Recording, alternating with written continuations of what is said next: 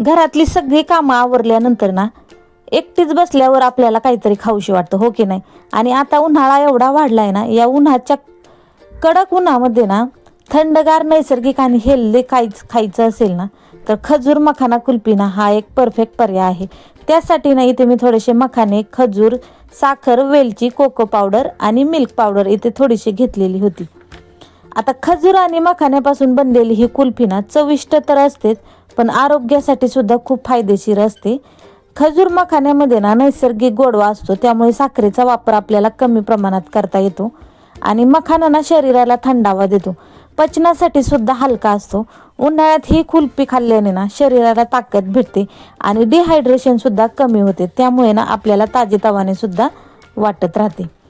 चव आणि आरोग्य यांचा सुंदर मिलाप असलेली ही कुल्फी ना मुलांपासून मोठ्यांपर्यंत सगळ्यांना आवडणारी आहे.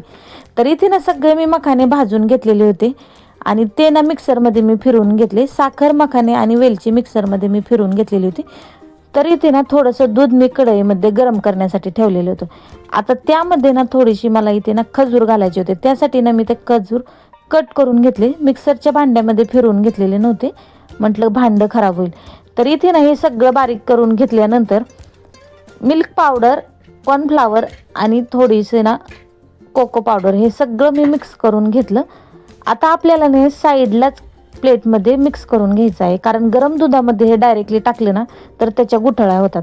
व्यवस्थित असं ते थोडंसं दूध उकळल्यानंतर ना हे मिक्स केलेलं सगळं आपल्याला ना त्यामध्ये घालायचं आहे आणि त्याला थोडीशी उकळी आणायची आहे. 2-3 मिनिटानंतर ना आपल्याला हे गॅस बंद करून ठेवायचा आहे आणि थंड झाल्यानंतर ना आता हे तुमच्याकडे ना कुल्फी मोल्ट असेल ना तर तुम्ही त्यामध्ये ओतू शकतात. जर नसेल तर माझ्यासारखा असा डब्यामध्येच ही तुम्ही कुल्फी तयार करू शकतात. आता माझ्याकडे पण ना कुल्फी मोल्ट नसल्यामुळे ना इथे टिफिनचा डब्बा जो आपण लहान मुलांना देतो त्या डब्यामध्येच मी सगळं ना ओतून ठेवलेलं होतं.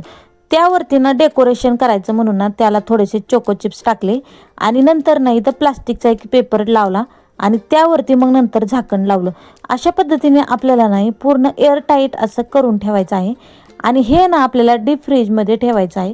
कमीत कमी 7 ते 8 तास तरी आपल्याला हे ना पूर्णपणे सेट होण्यासाठी फ्रीजमध्ये ठेवून द्यायचे आहे. अगदी टेस्टी आणि हेल्दी आपली नाही कुल्फी तयार होत असते. लहानांपासून मोठ्यांपर्यंत सगळ्यांना आवडणारी ना आपली खजूर मखाना आणि हेल्दी टेस्टी आपली कुल्फी तयार झालेली आहे. तर व्हिडिओ कसा वाटला आणि याचा फुल डिटेल ना मी आपल्या चॅनलवरती अपलोड केलेला आहे, तर तिथे जाऊन तुम्ही नक्की पाहू शकता.